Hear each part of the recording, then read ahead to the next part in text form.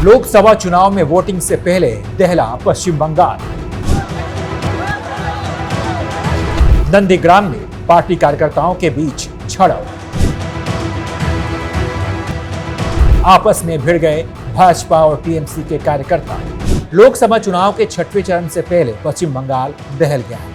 यहाँ नंदीग्राम में भारतीय जनता पार्टी और तृणमूल कांग्रेस के कार्यकर्ताओं के बीच झड़प हुई, जिसमें बीजेपी की एक महिला कार्यकर्ता की मौत हो गई। इस झड़प में भाजपा के 7 कार्यकर्ता भी घायल हो गए। पूरी घटना 22 मई की देर रात नंदीग्राम के सोनचूरा की बताई जा रही है। यहाँ भाजपा और टीएमसी कार्यकर्ता आपस में भिड़ गए। टीएमसी कार्यकर्ताओं पर आरोप है कि उन्होंने धारदार हथियार से भाजपा कार्यकर्ताओं पर हमला किया। झड़प में मृतक महिला बीजेपी कार्यकर्ता का नाम रथीबाला आड़ी बताया जा रहा है। यह पहली बार नहीं जब पश्चिम बंगाल के किसी इलाके में भाजपा और टीएमसी कार्यकर्ताओं के बीच झड़प देखने को मिली। इससे पहले भी ऐसे कई मामले सामने आ चुके हैं जिसमें टीएमसी और भाजपा के कार्यकर्ता आपस में एक दूसरे से लड़े हों, उनके बीच हिंसक घटनाएं हुई। इस घटना के विरोध में भाजपा ने गुरुवार को सड़कों पर प्रोटेस्ट भी किया। उसके बाद स्थिति को संभालने के लिए पुलिस बल के अलावा वहां पर रैपिड एक्शन फोर्स और केंद्रीय बलों को भी नियुक्त करना पड़ा।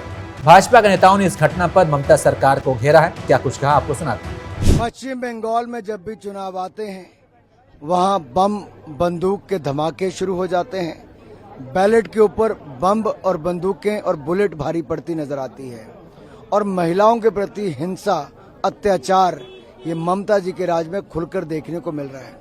एक के बाद दूसरी शर्मनाक घटना घटती है और एक महिला मुख्यमंत्री के होते हुए महिलाओं पर अत्याचार होता है। पिछला विधानसभा का चुनाव खत्म हुआ तो हजारों लोगों को पश्चिम बंगाल छोड़कर जाना पड़ा। कई महिलाओं के साथ अत्याचार, बलात्कार और उनकी हत्याओं का करने तक के काम हुए। क्या राजनीति ये इसीलिए करती है तृणमूल कांग्रेस? और पश्चिम बंगाल की सरकार पूरी तरह से विफल हुई है। अपनी हार को देखकर इस तरह के हालात पैदा कर दिए कि जहां पे लोगों को डराया जाता है, धमकाया जाता है, बम भी फोड़ा जाता है और मौत के घाट भी उतारा जाता है। ये पूरी तरीके से टीएमसी की जालसाजी है, टीएमसी की करतूत है। वो चाहते हैं कि बंगाल में नंदीग्राम में तमलुक में भय का वातावरण बना रहे, जिससे जो वोटर्स है वो वोटर्स देने के लिए नहीं निकले। इससे टीएमसी को लाभ होगा, इसके लिए कोशिश है।